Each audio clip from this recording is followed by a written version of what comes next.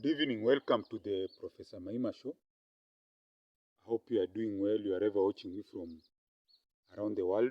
Please subscribe, share, and like this video. So, the other day there was this story about Western Kenya, about the poverty levels in Western Kenya, whereby many young men are into this border. These are motorcycle taxis. In Kenya, you destroyed a bus system, uh, and then they're also into betting. Betting is a very big problem in Western Kenya. Many young people are into it. They're wasting their money. They hustle, doing all kinds of jobs, carrying luggage for women in the market, doing what? Doing night duties, being, let's say, guards or manual jobs, and then they go and bet. That's what I'm saying. Poor Western Kenya, poor leadership. Western Kenya, poor leadership. So what happens is that in Western Kenya, we have a lot of land. We have great working people. They're very hardworking, beautiful people with great culture. We have a lot of land, they have said. We have Lake Victoria. We have great rivers. We have, I don't know, big hills. We have national parks there. We have all kinds of natural features that it's like a tourist heaven. Like those people in America who like mountain climbing, who like to visit forests or nature lovers, they'll have it great in Western Kenya, even the bird species, you name it. But majority of people are poor, that poor. People don't even have houses to live in. Can you believe that in this day and age in Western Kenya, the people still live in mud houses made out of grass, made out of mud walls and grass roofs. Mego was born in one of them, but that is a long time ago. People are still suffering that way because of poor leadership in Western Kenya. You see, in the government of President Ruto, we have our Luya politicians who have been given, it's called what, some big posts, but they are not delivering on it. That's the problem.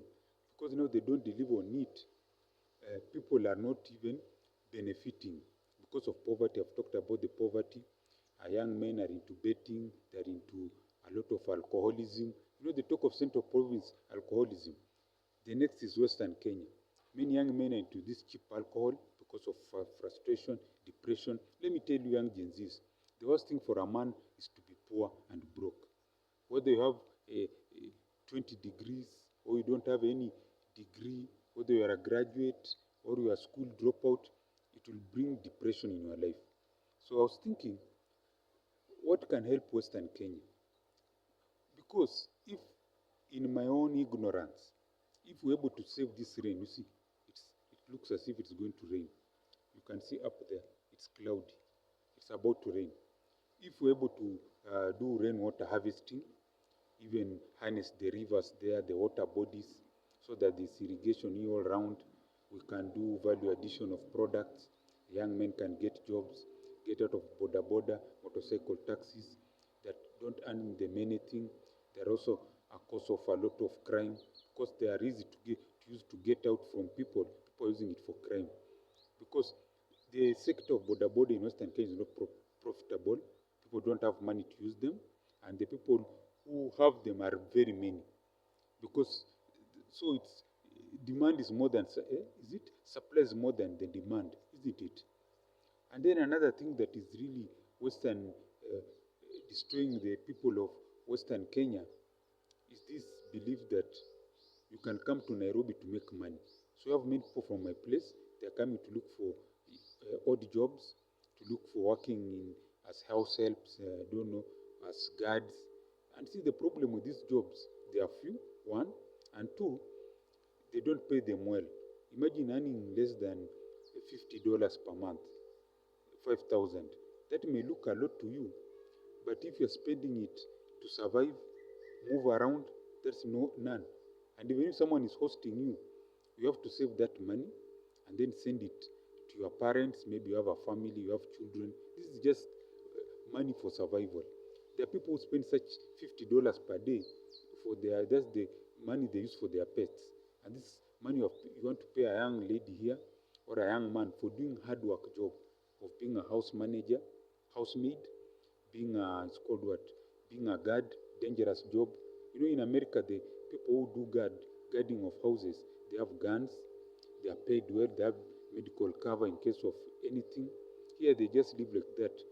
So even if you get injured or killed, it's your own problem. And then another thing that's sorting misleading Western Kenya is the is the leaders. They just come during elections and bribe. People enter into power to bribe.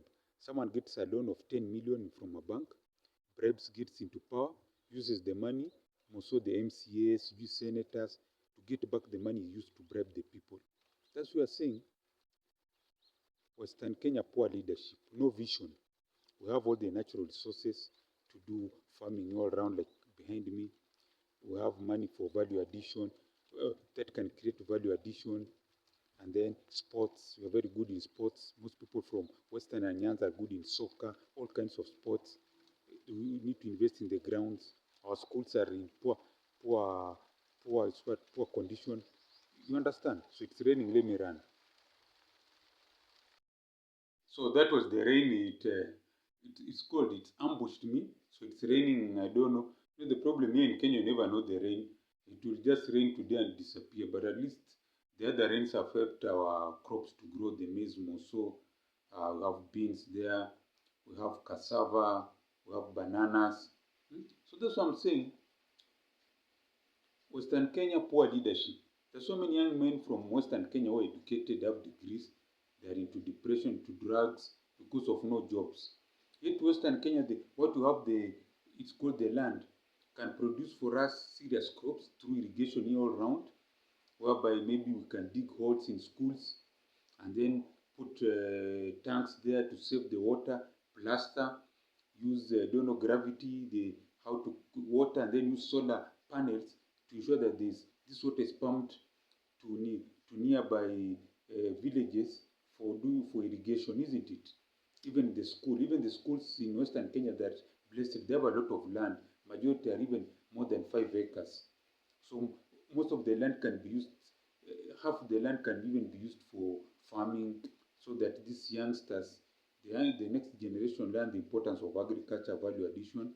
And then they can also be done in villages, that's water points for irrigation, using solar panels to pump the water, with the security lights, with the villagers protecting them. This can easily be used in big farms for the value of addition of crops like, let's say, cotton, cassava, sweet potatoes. I've ever asked myself, Western Kenya has good weather for poultry. So one day I interviewed a farmer. I said they can get a lot of poultry, but they die of diseases. Meaning there's no one on the ground from the county to talk to these farmers on how they can ensure spread of diseases, how they can ensure their chickens don't die off in their hundreds. Yes, some can die, but if they're well taken care of, it's called what? The numbers will go down. So instead of out of 100 chickens, 80 dying, maybe only 10. And that will be more profits. You can even have big, it's called what? Big markets for chicken. People can even be coming from across the border, even from Nairobi, to buy those chickens and bring to Nairobi. That can remove our young men from borders to be in those farms in terms of selling the chicken, in terms of maybe slaughtering. So this is just big industry sitting there. We have serious big chicken markets. People come buy chicken for meat. They come buy eggs. They come buy whatever.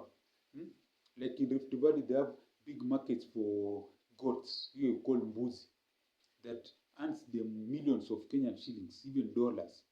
So this is so much in Western Kenya. Not forget the tourism, not forgetting the ICT, where they have started in a few places. It can be widespread, so that young men in Western Kenya can also learn, get online jobs.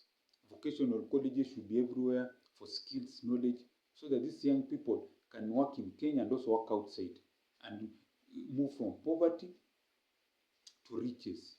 In fact, the slogan for the next kingpin for Western Kenya, because in country we operate on kingpins, should be utajiri kwa wote, where we use this ground, this earth that were given by our ancestors to earn riches. So this is the Professor Maima Show. I hope you have enjoyed what I've said here.